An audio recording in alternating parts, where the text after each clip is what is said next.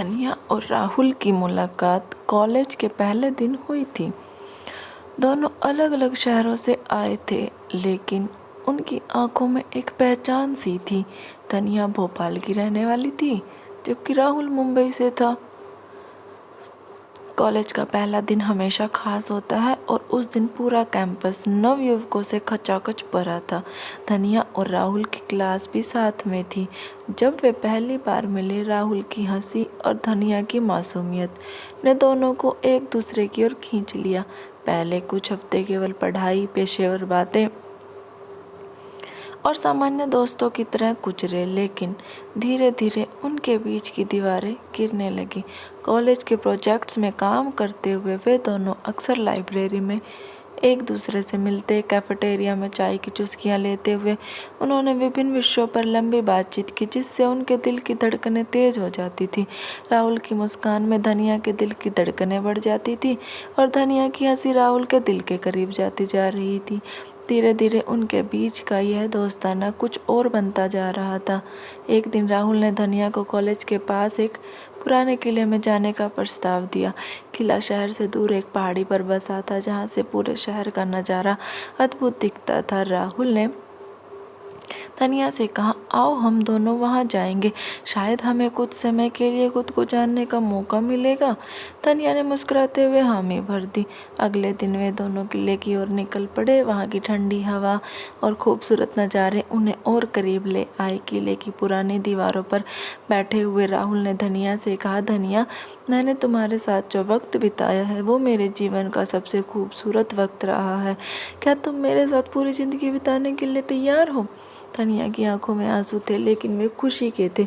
उसने कहा, हाँ राहुल, मैं भी तुमसे प्यार करती हूँ। तुम्हारे बिना मेरी ज़िंदगी अधूरी है। उनके प्यार की कहानी पूरे कॉलेज में फेमस हो गई। सब उन्हें आदर्श मानते थे। एक दूसरे की साझेदारी और समर्पण ने उन्हें और मजबूत बना दिया। कॉलेज ख़त्म होने के बाद राहुल और धनिया ने साथ में अपना करियर बनाने का फैसला किया। उन्होंने एक छोटी सी कंपनी शुरू की और धीरे धीरे इसे सफल बना दिया। राहुल के पिता मुंबई में एक बड़े बिजनेसमैन थे, जबकि धनिया का परिवार एक छोटे से कस्बे में रहता था। राहुल के माता पिता ने धनिया को स्वीकारने में थोड़ी हिचक दिखाई। उन्होंने माना कि उनकी पारिवारिक स्थिति और धनिया की पारिवारिक स्थिति में बहुत बड़ा अंतर था, पर राहुल अपने माता पिता को समझाने में कामयाब रहा कि प्यार किसी स्थिति या स्थायित्व को नहीं देखता। आखिरकार राहुल के माता पिता ने अपने बेटे की खुशी को देखा और धनिया को खुली बाहों से अपनाया। शादी का दिन तो सजी धजी महाकाव्य की तरह था। सुंदर सजी हुई मंडप, दोस्तों और परिवार का समागम और हंसी मजाक से भरी हुई रात। सबकी आंखों में खुशी थी, लेकिन सबसे ज़्यादा खुशी राहुल और धनिया की आंखों में थी। उनकी शादी का दिन पूरे शहर में चर्चा का विषय बन गया। राहुल और धनिया का प्यार सच्चा और अनंत था और उनकी कहानी ने यह साबित कर दिया कि प्यार में कोई बाधा नहीं होती। शादी के बाद दोनों ने अपने अपने करियर को नए आयाम दिए। राहुल ने एक बड़ी मल्टीनेशनल कंपनी में शीर्ष पद हासिल किया, जबकि धनिया ने अपनी खुद की डिज़ाइनिंग कंपनी खोली। वे दोनों अपने जीवन में जितने भी उतार चढ़ाव आए, उन सभी से मिलकर सामना किया और हर दिन उनका प्यार और गहरा होता गया। बिजनेस और पारिवारिक जिम्मेदारियों के बीच भी उन्होंने कभी अपने प्यार को कम नहीं होने दिया। राहुल जब ऑफिस से थके हुए घर आते थे तो धनिया उनके लिए हमेशा ताजगी भरी चाय लेकर हाजिर रहती और धनिया की कंपनी में जब कभी भी कोई डिज़ाइन बनती वह सबसे पहला प्रोडक्ट राहुल को ही भेंट करती। एक बार उन्होंने एक खास जश्न मनाने का फैसला किया।